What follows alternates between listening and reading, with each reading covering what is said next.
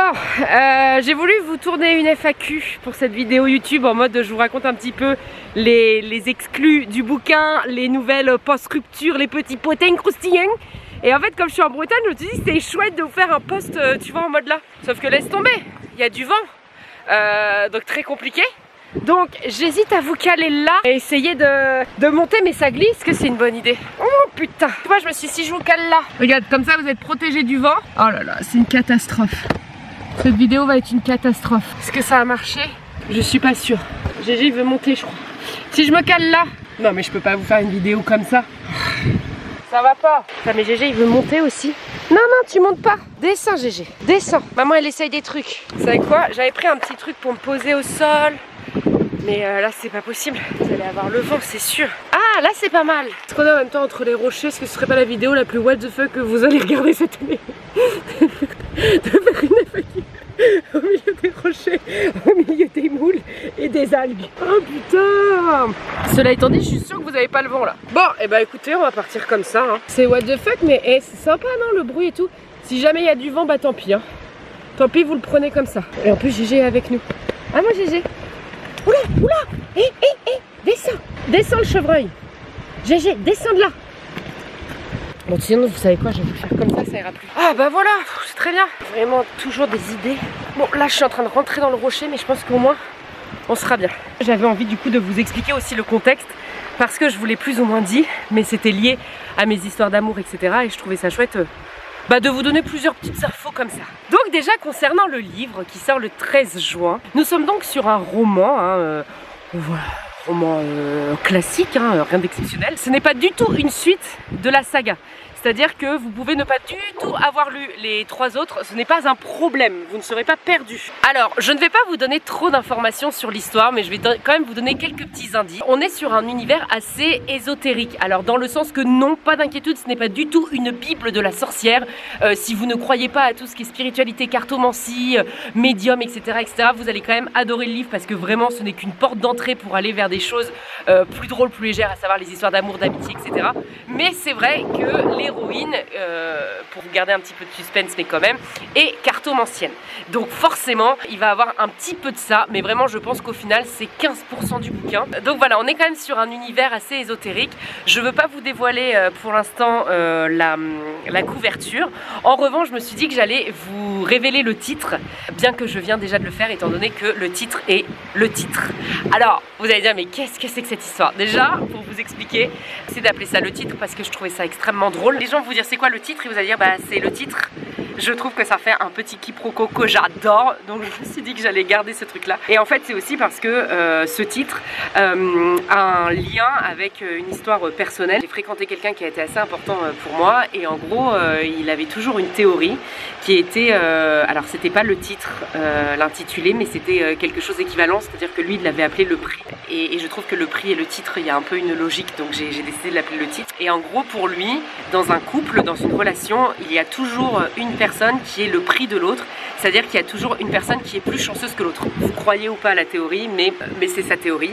Et donc il y a toujours une personne qui a conscience, ou pas d'ailleurs, mais d'être le prix et qui va se permettre des choses en disant mais de toute manière il sait très bien la chance qu'il a d'être avec moi, donc en gros voilà vous voyez, ou même dans le côté positif c'est aussi un truc de valorisation. En fait j'ai souhaité la mettre dans ce livre parce que déjà comme je vous ai dit le titre permettait d'avoir une petite blague, le titre permettait aussi de faire un clin d'œil à cette théorie qui vous verrez est dans le livre, parce que cette histoire que j'ai vécue avec cet homme est retranscrite dans le bouquin, et aussi parce que le titre, tout comme le prix, ça a double connotation, dans le sens que le titre ça a aussi une valeur d'étiquette, et je trouve que beaucoup dans les relations amoureuses c'est très compliqué de savoir maintenant si t'es en couple, si t'es en plan cul, si t'es en situationship, c'est le nouveau truc qui est sorti, ça aussi vous le retrouvez dans le livre, à savoir entre les deux, où t'es comme si t'étais en couple mais sans être en couple. Donc en gros tu fais tous les trucs de couple mais personne ne s'engage. En tout cas j'ai vraiment l'impression que dans notre société c'est hyper présent, ce truc de ne pas savoir donner d'étiquette, de jamais trop savoir qu'est-ce que tu es, de se dire je sais pas si c'est mon mec, si c'est mon ex, si c'est mon crush, si c'est enfin je sais pas qui il est. Et ça aussi vous le retrouverez beaucoup dans le livre, parce que dans ce livre vous avez une histoire d'un peu triangle amoureux et l'héroïne ne sait plus trop quel titre elle doit donner à quelle personne. Elle ne sait plus qui est son gars, qui est son ex, qui est son crush, qui est rien du tout. Et elle se perd un petit peu dans tout ce truc-là.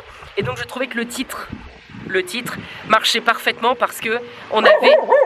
Et donc je trouve que ce titre marche très bien parce qu'on a cette notion assez rigolote marketing du titre qui marche bien. Parce que j'imagine les gens qui vont lire et vont dire mais c'est quoi ce livre qui s'appelle Le Titre? Elle a oublié de mettre le titre la meuf ou quoi? Donc je trouvais ça rigolo. Ça se trouve c'est de la merde mais moi je trouvais ça rigolo. Et je trouvais en plus que ça faisait un parfait parallèle avec cette théorie que ce garçon m'avait racontée. Et en même temps ça fait un parfait parallèle avec la situation de l'héroïne et la situation que nous toutes, je vais nous mettre au féminin, on connaît, à savoir qu'on a l'impression d'être prise pour des connes par les gars qui sont incapables de savoir ce qu'ils veulent. Voilà. Vous verrez, la plume est exactement la même que pour la saga, donc on est vraiment sur beaucoup d'humour. Il arrive beaucoup d'histoires farfelues, encore une fois, à l'héroïne. Mais c'est vrai qu'il y a aussi une dimension dans ces relations un peu plus profondes. On est sur quelque chose d'un peu plus mature, dans le sens que moi aussi j'ai vieilli, c'est con, mais 387 jours, c'était quand j'avais 29 ans, maintenant j'en ai 33. Entre temps, je suis tombée amoureuse de ce gars, qui ça ne l'a pas fait, et avec qui ça a été compliqué, avec qui c'est encore compliqué aujourd'hui. Avoir écrit un livre sur ce gars, en tout cas une partie, parce que tout le livre n'est pas sur lui, mais une partie s'inspire de lui, c'était pas une bonne idée. Ça m'a bien détendu au moment où je l'ai écrit, parce qu'en fait au moment où je l'ai écrit j'étais en train de vivre la rupture, ça faisait quelques semaines, quelques jours, donc c'était une bonne thérapie. Mais j'avoue que là maintenant ça fait plusieurs mois et donc forcément ça me pèse, et en plus de ça je vais devoir faire la communication sur ce truc encore pendant des semaines et des mois. Cette rupture est compliquée, elle est d'autant plus compliquée que j'ai décidé d'écrire un livre sur le sujet, donc mauvaise idée, mais j'avoue que mine de rien c'est aussi de le relire en fait, comme il y a une grosse partie de moi dans ce bouquin. Vous verrez, il y a plusieurs histoires d'amour entremêlées, mais dans chaque histoire d'amour il y a un petit peu de mon histoire. En gros, c'est pas une seule histoire qui représente mon histoire, c'est un petit peu de tout. Et en fait c'est con, mais de le relire, et bien en fait il y a aussi un truc de je me rends compte à quel point j'ai peut-être été bête. Et donc ça permet aussi de prendre de la distance et de se rendre compte à quel point on a été peut-être con en fait, parce que il y a plein de fois où vous verrez le personnage, elle se met dans une situation amoureuse où tu dis mais en fait barre-toi, enfin qu'est-ce que tu fais, pourquoi tu restes, pourquoi tu acceptes ce genre de choses. Du coup, je peux pas m'empêcher de lui dire, alors que moi-même j'ai accepté des choses qui m'ont mis dans une position où on ne me respectait pas, ou en tout cas on ne me traitait pas à ma juste valeur. Et on ne me donnait pas ce que je méritais, et où du coup j'ai eu l'impression d'être folle en fait, de réclamer des choses. Et d'ailleurs ça a été encore le cas il y a quelques semaines, parce que moi j'ai essayé de reprendre contact avec cette personne et cette personne ne m'a pas répondu, donc c'est son choix, encore une fois, il n'y a pas de... Enfin voilà.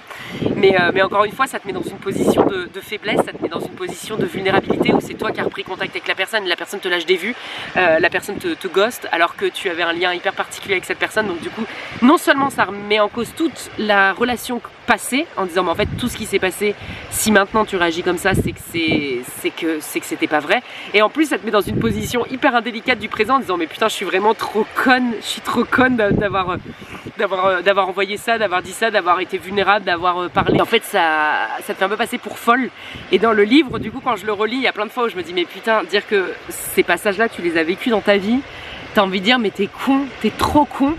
Donc c'est dur de relire le livre parce qu'il y a une petite partie de culpabilité où tu as vraiment envie de te dire ah mais putain mais pourquoi je suis pas partie juste avant, et pourquoi j'ai pas arrêté en fait quand la personne me donnait le strict minimum. Et voilà, bon, encore une fois vous comprendrez quand vous lirez le livre, mais c'est aussi pour ça que c'était important pour moi de faire cette vidéo pour vous raconter un petit peu l'update, parce que finalement ce livre grandit et prend naissance en même temps que ma guérison. Donc j'ose croire, je le fous dans l'univers, je vous jure, là je suis à la mer, donc là je suis full connectée. Je vous jure, le livre sort le 13 juin, je le connecte pour que au moment de la sortie, ma guérison sera terminée, et qu'au moment où ce livre sort, et ben moi je sois complètement apaisée et que je sois complètement d'accord avec cette rupture et que je sois complètement sereine sur le fait que c'est terminé avec cette personne, qu'on n'avait rien à faire ensemble, que je ne manque rien s'il était capable de me donner seulement les choses qu'il me donnait, etc. Donc je vous jure, je me dis, tu sais, il n'y a pas de hasard, et peut-être que tout ce cheminement c'est un process, et le livre est aussi un process thérapeutique jusqu'à la sortie, et j'espère qu'à la sortie je le vivrai aussi comme un truc en mode ça y est, c'est bon, le livre est sorti, et tu sais quoi, toi aussi t'en es sorti.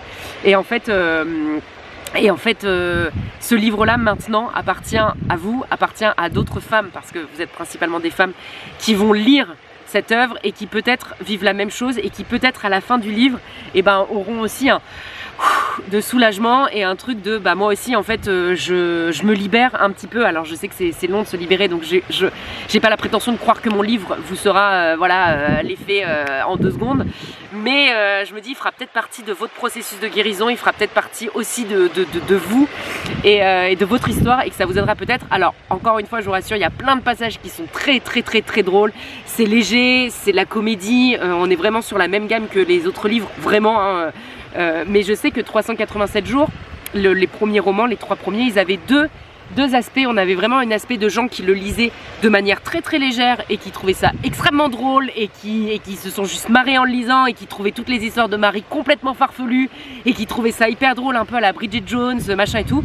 Et je sais qu'il y a une deuxième partie, celle que j'avais pas du tout vu venir, qui ont vu un aspect beaucoup plus profond du livre, et je pensais pas du tout recevoir ce genre de message, et j'ai plein de personnes, et franchement je le dis en toute humilité, mais j'ai vraiment beaucoup de lectrices qui me disent c'est con, mais en fait ce livre il m'a aidé parce que Marie, l'histoire de Marie, donc des premiers romans de la première saga de 387 jours, c'est l'histoire d'une femme qui n'a pas eu de relation sexuelle depuis une bonne année, et en fait qui ressent la pression de la société, qui ressent la pression de son entourage, qui lui dit qu'il faut qu'elle ait une vie sexuelle, bref, de tous ces gens autour de nous qui sont tout le temps en train de juger notre sexualité. Si on ne fait rien, ça va pas, on est une vieille fille, si on baisse trop, on est une pute, bref, on est dans cette logique-là complètement dans le livre, et en fait elle se confronte à ça. Et pendant tout le livre, elle se confronte à ça, à vouloir trouver l'amour justement, en tout cas trouver une bite pour pouvoir arrêter son abstinence involontaire ou volontaire, c'est toute l'histoire du livre. Et je pensais pas que cet aspect-là un peu plus sociologique allait réussir à sortir du livre, parce qu'il est très drôle et très léger. Et j'étais hyper fière de moi quand finalement j'ai eu des filles qui m'ont dit merci Noélie, parce qu'en fait j'ai la même chose, moi aussi j'ai pas de mec à foison, j'ai pas trop de relations, etc. Et j'ai 30 ans et je suis toute seule et j'ai pas une vie sexuelle de folie, mais je suis heureuse. Et souvent on lui dit mais attends, mais tu baisses pas, nanana, et elles m'ont dit ça m'a fait trop du bien de lire cette histoire, vous la lirez si vous avez envie. Mais je pense qu'elle a fait écho à beaucoup d'entre nous, et que du coup Marie vous a accompagné aussi dans votre cheminement, dans votre processus, dans l'acceptation de votre vie, de vos envies, de vos besoins, etc. Et donc j'espère que le titre aura la même chose, mais d'un point de vue plus... de toute façon c'est pareil, c'est un autre... Voilà, c'est une autre histoire, c'est un autre personnage avec un autre passé, un autre présent, etc. Mais qui elle aussi se confronte à des choses de sa vie pas faciles, à des hommes qu'elle aime qui ne la traitent peut-être pas comme elle le devrait, à côté de ça à des hommes qui la traitent comme elle veut mais elle en veut pas. Bref, vous verrez, je vous dis, il y a beaucoup d'histoires d'amour, de triangles amoureux, etc. En fait, j'ai déjà fait lire ce livre à une dizaine de personnes avec ma correctrice, mon bras droit Ophélia, qui est là en train de jouer avec les chiens, et avec le collectif. Donc il y a eu quand même 5 nanas, et ces 7 personnes me l'ont dit. Elles m'ont dit Noélie, ton livre il va faire du bien, il va accompagner des femmes dans leurs pensées, dans leurs réflexions sur leurs relations, sur leurs besoins, leurs envies. Il va aussi faire du bien parce qu'il va faire rire. En gros, qu'importe si vous êtes dans une démarche de j'ai envie d'être vraiment en mode rigoletto et juste passer un bon moment sur la plage, me poser et rigoler, ce livre est pour vous. Et si vous avez envie un peu d'être dans un processus de guérison, ou même juste de réflexion sur vos relations et votre envie dans le couple ou dans le célibat, je pense aussi qu'il vous fera du bien. Voilà, en tout cas moi je sais qu'il a une saveur particulière, parce que mes 3 autres livres étaient liés à moi, vraiment. Vraiment, le premier, les histoires d'amour qu'il peut y avoir dedans, c'était aussi mes histoires à moi. Mais c'est vrai que cette histoire que j'ai vécue dernièrement m'a particulièrement marquée. Elle m'a confrontée à beaucoup de choses en moi, de dépendance affective, de choses comme ça, etc. Qui me font encore du mal aujourd'hui.